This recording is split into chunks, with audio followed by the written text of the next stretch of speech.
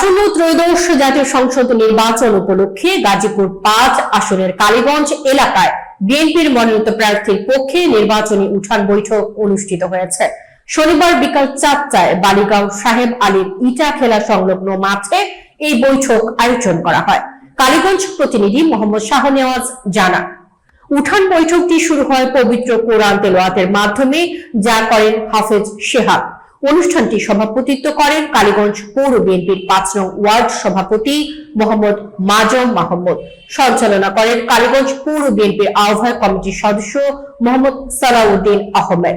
প্রধান অতিথি হিসেবে উপস্থিত ছিলেন গাজীপুর জেলা বিএনপির আহ্বায়ক ও গাজীপুর ৫ আসনের মনোনীত প্রার্থী AKM ফজলুল হক মিলন।